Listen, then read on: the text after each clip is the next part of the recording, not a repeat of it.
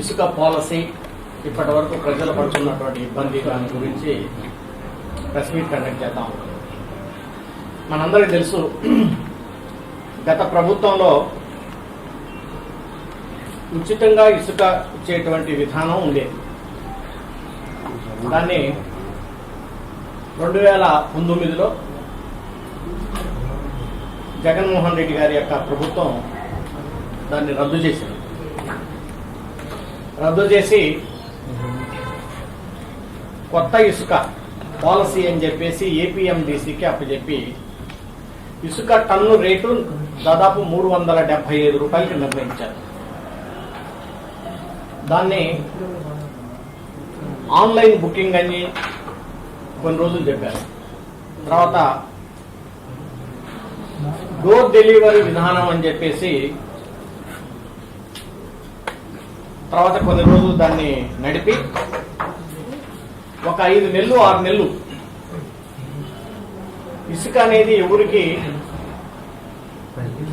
Policy frame చేస్తున్నామని చెప్పేసి ఇసుక అనేది ఎవరికి రాష్ట్రంలో దొరకనివ్వకుండా చేసినటువంటి మాట మనందరికీ తెలుసు.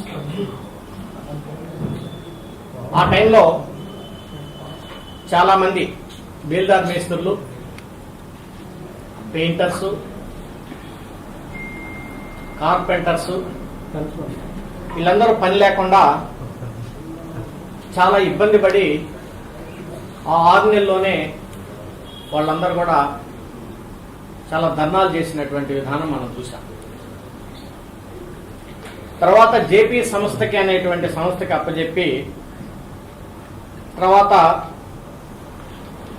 దాని నుంచి వేరే సబ్ కాంట్రాక్ట్ వేరే వాళ్ళకి అప్పచెప్పి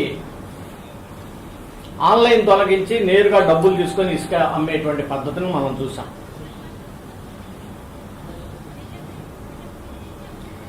తర్వాత అందరికీ తెలిసినటువంటి బహిరంగ రహస్యమే, ప్రతి జిల్లాకి కొంతమంది రాజకీయ నాయకులకు అప్పచెప్పారు. ఆ రాజకీయ నాయకులకు అప్పచెప్పి వాళ్ళ దగ్గర నుంచి క్యాష్లు తీసుకొని వాళ్ళకు కూడా కొంతమందికి లాస్లు వచ్చినా ఎవరిని వదిలిపెట్టలేనటువంటి పరిస్థితిని మనం చూసాం. మరి ఈ ఇసుక అనేది మనందరికీ తెలుసు, ఒక న్యాచురల్ మినరల్స్. ప్రతి ఒక్కరికి కూడా ఇసుక అనేది అందుబాటులో ఉండాలి.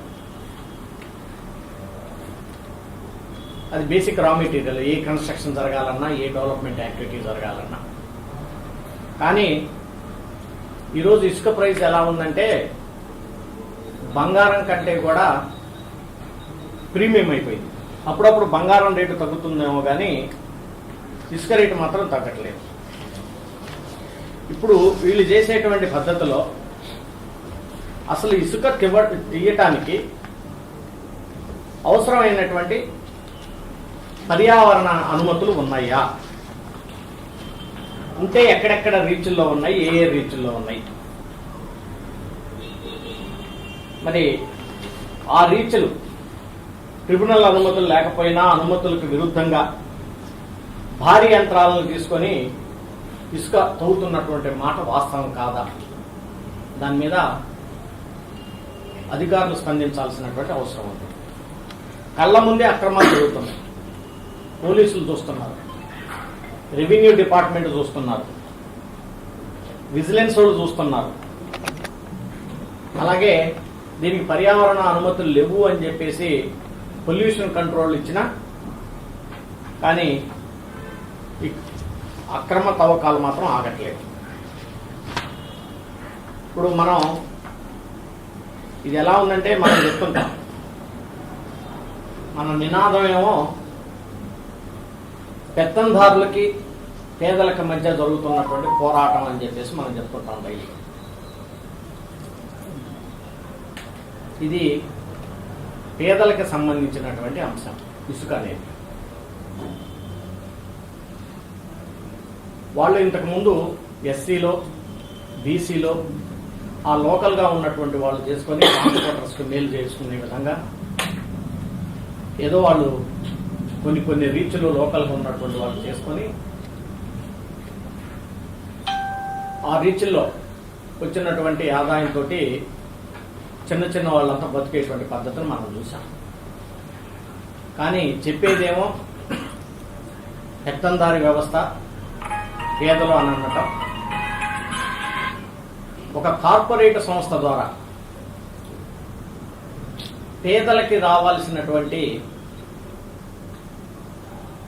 ఏ రకమైనటువంటి ఆదాయాన్ని కూడా పేదలకు అందనీయకుండా కార్పొరేట్ సంస్థ ద్వారా మొత్తం వందల కోట్ల రూపాయలు నెలకి జేబుల్లోకి వెళ్ళిపోతా ఉన్నాయి.